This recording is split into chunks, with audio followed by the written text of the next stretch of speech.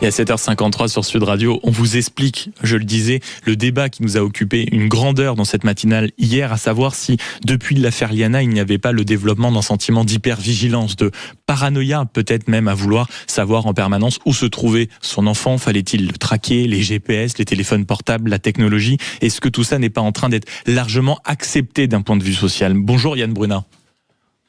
Bonjour. Merci beaucoup d'être avec nous ce matin. Vous êtes sociologue, maître de conférences. Arrêtons-nous peut-être un instant sur ce phénomène. Est-ce qu'on observe vraiment dans les chiffres une hausse de la géolocalisation entre proches depuis maintenant quelques années ? Alors, entre proches et dans le sujet qui vous intéresse ce matin, particulièrement entre parents et enfants, oui, tout à fait.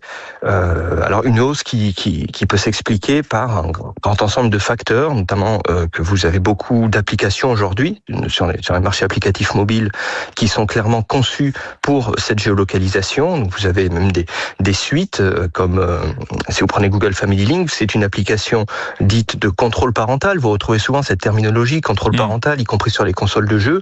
Vous retrouvez dans cette application de contrôle parental de la géolocalisation. Donc vous avez tout un marché aujourd'hui, vous avez des plateformes qui sont très efficaces à cet effet. Et vous avez également, comme vous en parliez, une certaine forme de, pas forcément de montée en puissance d'un sentiment d'insécurité ou quelque chose, mais en tout cas, ce qui est certain, ce qui est vérifié dans les enquêtes, c'est que vous avez cette accoutumance à la surveillance qui est progressive aujourd'hui dans la société contemporaine. Et est-ce qu'on sait ce qui a pu accélérer cette tendance? On va revenir sur ce qui fait malheureusement la une de l'actualité depuis quelques jours, mais qu'est-ce qui a pu tout d'un coup faire en sorte que la surveillance, la géolocalisation, la protection, je le mets entre guillemets entre proches, a pu s'installer paisiblement dans notre société?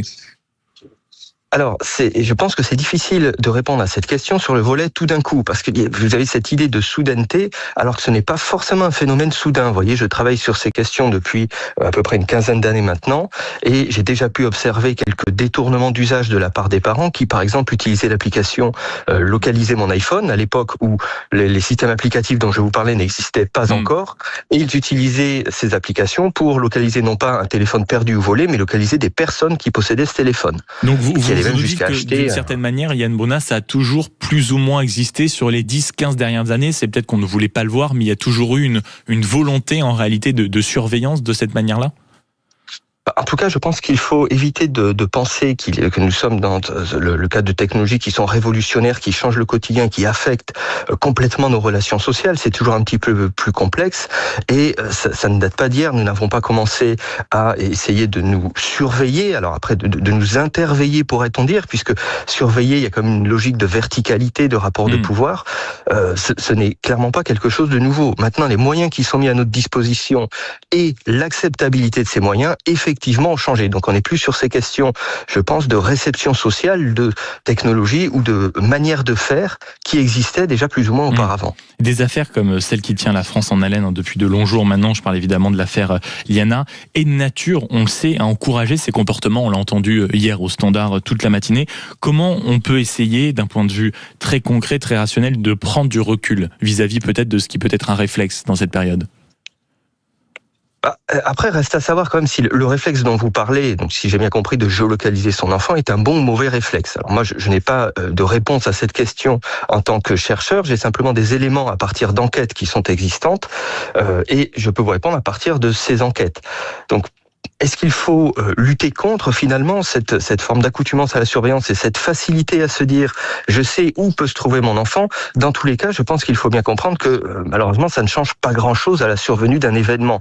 Et c'est un exemple, l'exemple tragique donc qui nous mobilise aujourd'hui, mais l'exemple tout aussi tragique qui nous mobilisait l'an dernier avec le meurtre de Louise, où il y a encore quelques années, je prends pour exemple parce que ça m'a été cité par plusieurs parents, le cas, vous savez, des attentats de Nice. Oui.